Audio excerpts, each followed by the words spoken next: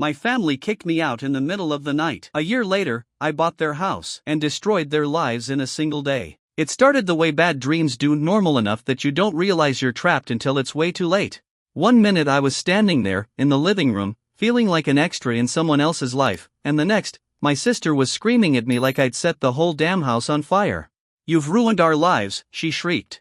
I remember blinking, confused, like maybe she was yelling at someone behind me. Nope. Just me. The permanent scapegoat. The family punching bag. I barely had time to register it before Mom chimed in, eyes burning with a fury I'd never seen aimed at anyone but me. "We'd be happier without you." That's when something inside me, something small and dumb and still hoping, snapped clean in half. I didn't cry. Didn't yell. Didn't even try to argue. That would have been like trying to bargain with a hurricane. I just nodded. Walked upstairs. Grabbed a backpack. Threw in whatever I could find without thinking. Jeans. Hoodies. The ratty sneakers with a hole in the toe. My SAT study guide, because apparently trauma and muscle memory run on the same track. They didn't stop me. They didn't even watch me leave. The door clicked shut behind me like a final nail in a coffin, and then, silence. It was winter. I remember that part vividly. The kind of cold that gets into your bones and just sits there, laughing at your suffering. I walked until the streetlights got sparse and the houses stopped looking like home and started looking like obstacles. No destination. No plan. Just the backpack biting into my shoulder and a cheap motel sign blinking a vacancy in blood-red neon. I must have looked like a kid running away from a bad sitcom. $20 for a room that smelled like damp cigarettes and broken dreams. But it was mine. I sat at the desk under a flickering light, staring at the cracked Formica tabletop, trying to figure out what the hell came next. No degree. No job. Maybe a couple $100 tucked away from tutoring other kids, the same kids whose parents told me I was such a good influence, even as my own mother made me feel like a factory defect. It should have been terrifying. It should have broken me. Instead, I felt lighter than I had in years. Because no one was going to scream at me anymore. No one was going to blame me for existing. For the first time, I was free. 3 months later. Turns out freedom tasted a lot like stale coffee and dollar store ramen. Every day, I'd camp out at a dingy cafe with peeling wallpaper, ordering the cheapest thing on the menu just to hijack their Wi-Fi. I blasted out tutoring applications like a man possessed, fighting for every single gig. At first, nothing but polite rejections and one creepy guy who wanted tutoring in life skills. Yeah, I reported that one. But little by little, cracks opened in the universe. One client turned into 2. 2 into 5. By month 4, I could afford a real apartment. Well, real if you count shared with 3 strangers who kept the fridge stocked exclusively with expired yogurt and one dead goldfish.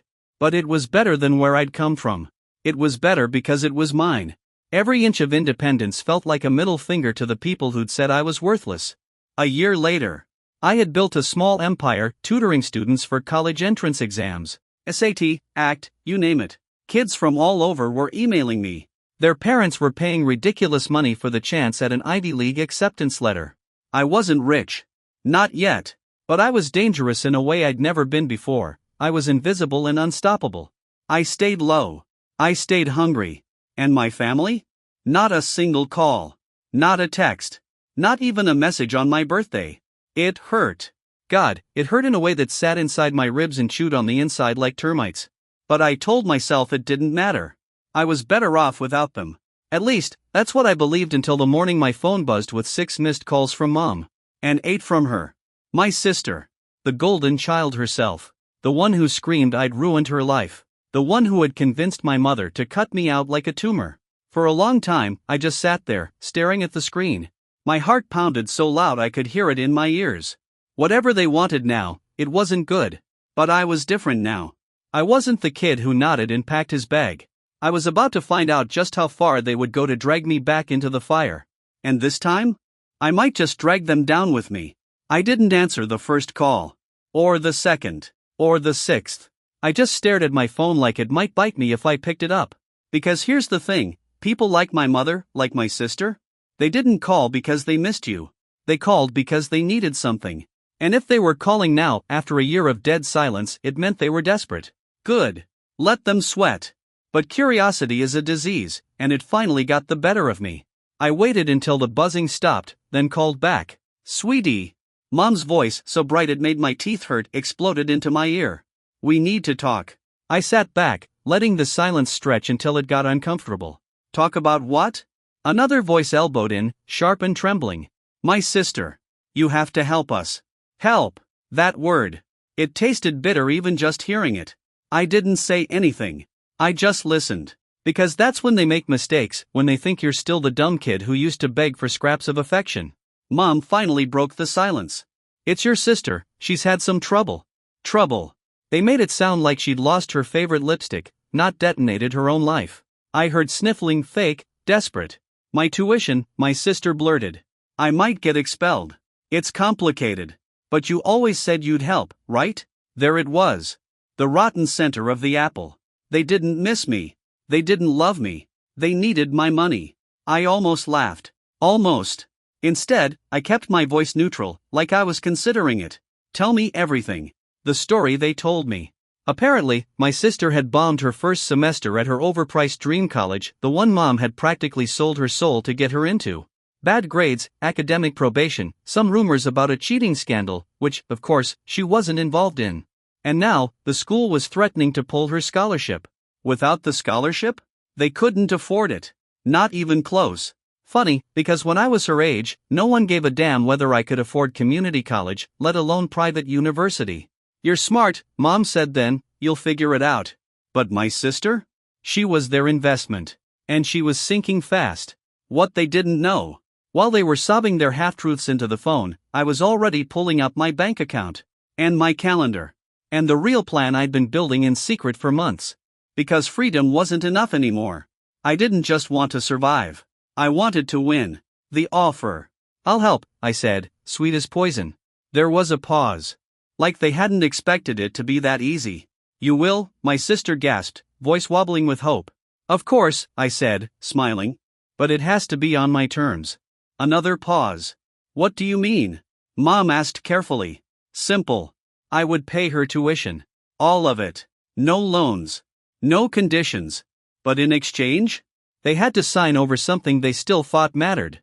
The house. The old, crumbling, memory-stained house where I'd grown up like a ghost. Why? Because I knew something they didn't. That house was sitting on a stretch of land the city council had secretly voted to buy up for a new development. Quiet deals, hush-hush meetings, I knew because one of my tutoring clients had a father who worked at City Hall. If I owned the house, I wouldn't just own my past. I'd own their future. I heard my sister start to protest, a high, whiny sound, but Mom cut her off. Let us think about it, she said stiffly. Take your time, I said, already knowing they had none. College deadlines don't wait. Neither does karma. 2 days later. They caved. Of course they did. I met them at some sad little diner halfway between my world and theirs, where the air smelled like burnt coffee and broken dreams. Mom signed the papers first, her lips pressed into a bitter line. My sister glared at me like I'd pulled the trigger myself. Good. Because I hadn't ruined their lives. I just stopped saving them. Later that night, I sat alone in my tiny apartment, the signed deed on the table in front of me.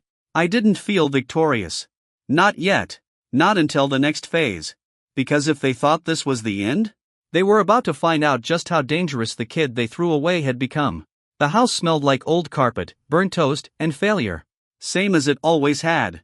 I stood there on the porch, keys in my hand, my keys now, staring at the sagging roofline and cracked paint.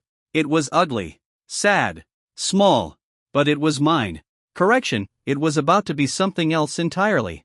Because while my sister cried about college and my mom clutched her pearls about family loyalty, I was working on a little side project they knew nothing about. The real plan. The city wasn't just buying up land for fun. They were paying out millions. Developers had already snatched the neighboring properties. Our old house was the last holdout. Without it, the project couldn't move forward. And now I was holding the golden ticket. All I had to do was sit tight and let the price climb higher. Patience. Something my family never had, but I'd learned it the hard way. The backstab. 3 weeks later, I got the text. From my mother. Sweetie, there's been a mistake. We didn't really mean to sell the house. You'll give it back, right? Family comes first, Redheart. I stared at the screen. Family comes first? The same family that had told me I'd ruined their lives? Cute. I didn't even bother responding. 2 hours later, another text came in, from my sister this time. It was less sweet. You're disgusting. You're stealing from us. If you don't undo the sale, we'll take you to court. Court!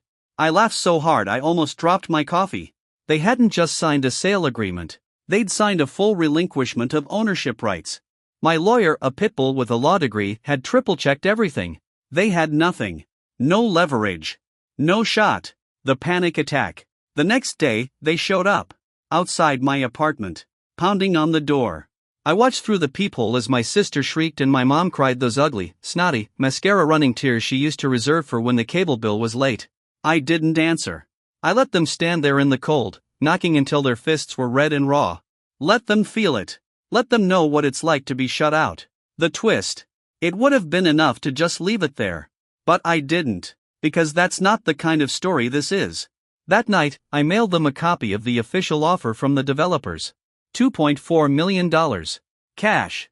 I included a sticky note. You said you'd be happier without me. Congratulations. You just lost everything because of it. No signature. No return address. But they'd know. Oh, they'd know. The fallout. 2 days later, the calls started again. A dozen missed calls. Voicemails filled with screaming, sobbing, pleading, bargaining. I didn't listen to a single one. Instead, I signed the paperwork. Transferred the deed, collected the check, $2.4 million. All because I'd stopped playing the game they rigged against me. 1 month later, I was living in a high-rise that smelled like new paint and fresh start. I had a view of the skyline. A king-sized bed. Silence. No one yelling. No one blaming. No one telling me I was the family disappointment. I still got the occasional text from my sister. They shifted from furious to pathetic. We need help. We're homeless. Please, it's winter. Just a little money to get by. You owe us. Owe them? They owed me everything. And they spent it the second they opened their mouths and told me I didn't matter. But then, just when I thought the past was dead and buried, something happened. Something I hadn't seen coming. Because one night, 3 months after I closed the deal, there was a knock at my door. And when I opened it, it wasn't my sister. It wasn't my mother. It was someone else. Someone I hadn't seen since the night I walked out of that house forever. And the second I saw their face, I realized I wasn't finished with my past. Not even close. I opened the door. And there he was. My father. The man who hadn't even looked up when I left home with a backpack and a bruised soul. He looked smaller now. Older. Like the years had ground him down into dust. We stared at each other for a long moment. The hallway light flickered. Somewhere down the corridor, a dog barked. He cleared his throat. Can I come in? The flashback. You need to understand something. My father wasn't violent. Wasn't cruel, at least not the way my mother and sister were. He was worse. He was silent. He watched them break me. He stood there while they turned every scraped knee, every bad grade, every mistake into a reason why I wasn't enough. And he said nothing. Silence is a weapon too. Sometimes it cuts deeper than words ever could. The present. I didn't move. I just need 5 minutes, he said quietly. Please. Against every instinct screaming inside me, I stepped back and let him in. Because some wounds don't heal by pretending they don't exist. Sometimes you have to look them in the eye. He shuffled inside, shoulders hunched, clutching something in his hand, a manila envelope, crumpled and stained. I didn't offer him a seat. He didn't ask. He just stood there, turning the envelope over and over like it was radioactive. The confession. I should have stopped them, he said. No hello. No apology. Just those 6 words. It should have felt good to hear. It didn't. It felt like a band-aid on a bullet wound. I stayed quiet. Let him stew. He licked his lips. There's something you don't know. Oh, great. Here we go. Another twist. Another lie. He thrust the envelope at me. Your mother, your sister, they didn't just hate you. They needed you to stay small. I didn't take it. Didn't touch whatever diseased truth he was trying to hand me. So he kept talking. The real story. When you were a baby, he said, voice shaking, there was a trust fund. A what? A relative, your grandmother's sister. You never met her. She left you something. He wiped his hands on his jeans. It wasn't much at first. But it grew. Investments. Compound interest. I just stared at him. Your mother, he said, found out about it. She couldn't touch it directly. Not legally. It was in your name. I felt cold all over. They figured if you stayed close, stayed desperate, they could control you. make you feel like you owed them. My stomach twisted. They were waiting for you to turn 25. Then they planned to guilt you into signing it over. The betrayal inside the betrayal. And when I left? I asked, voice flat. They panicked, he said, looking away. They didn't just lose the scapegoat. They lost the payday. It hit me like a freight train. They hadn't hated me because I was a failure. They hated me because I was an investment they couldn't cash out. A jackpot they thought they deserved. And now, they had nothing. The envelope. I finally took it. Ripped it open. Inside was a single sheet of paper. A bank statement. My name at the top. Balance, $837,921.17. I felt my knees buckle slightly. All this time. All the nights I ate dollar store ramen. All the days I wondered why I was never enough. I'd been a walking vault. And they had been picking the lock my entire life. The final nail. You can claim at any time, my father said. You're old enough now. I looked at him. Really looked at him. And I saw it. The shame. The cowardice. The desperate hope that handing me the truth could somehow buy him forgiveness. I tucked the paper back into the envelope. You're not getting a second chance, I said quietly. He flinched. I didn't raise my voice. I didn't slam the door. I just watched him turn, shoulders sagging, and shuffle back into the hallway. And then I closed the door. This time, it wasn't me who was walking away. It was him. But then, as I stood there, breathing in the silence, another thought struck me. If the trust fund was real and if my mother and sister had been that desperate, then maybe, just maybe, they weren't done yet. And maybe what was coming next wasn't just begging. Maybe it was war. I didn't sleep that night. Not because I was scared. Because I was calculating. If my family had spent years plotting behind my back for a payday that wasn't even theirs, then there was no way they'd just give up because they got caught. Especially not now. Especially not when they knew there was nearly $1 million out there with my name on it and none of theirs. And the thing about desperate people? They get reckless. The first shot. It came 2 days later. A letter. Hand-delivered. No return address. Inside, a lawsuit. Filed by my sister. Claiming that I had coerced them into signing away the house under false pretenses. Claiming emotional manipulation. Claiming she was mentally unstable when she agreed to the sale. I laughed when I first read it. Actually laughed. But under the humor, there was an ice-cold thread of anger pulling tight in my gut. Because they weren't just trying to steal from me. They were trying to rewrite reality. They were trying to paint me as the villain in the story they created. And that? That I couldn't let slide. The counterattack. I met with my lawyer the same afternoon. I showed him everything. The signed documents. The notarized agreements. The text messages from my mother begging for help. The screenshots of their calls, their voicemails. Every piece of evidence. He sat back in his chair and gave a low whistle. You don't just have a defense, he said. You have a damn nuclear bomb. He leaned forward, eyes glittering. If you wanted, he said slowly, you could countersue. My heartbeat quickened. You could take everything they have left. The decision. It would have been easy. Too easy. I could drag them through court. Bleed them dry. Make them pay for every scar, every insult, every night I spent wondering why I wasn't enough. But something twisted in my chest at the thought. Because deep down, despite everything, there was still a part of me that didn't want revenge. I wanted closure. I wanted them to see me not as their scapegoat, not as their failure, but as the force of nature they couldn't control anymore. I didn't want to destroy them. I wanted to bury the past so deep it could never claw its way back. The plan. So I set the final move into motion. Quietly. Strategically. I didn't fight the lawsuit. I didn't panic. I didn't respond. Instead, I bought something else. A ticket. One way. Somewhere warm. Somewhere far. Because I realized something they never could. The real revenge wasn't taking what they had. It was walking away while they burned everything down around themselves, without me lifting a single finger. But just when I thought I was done, one night before I was supposed to leave, I got a call. An unknown number. I hesitated, then answered. A voice I didn't recognize, low, gruff, scared, barked into the phone.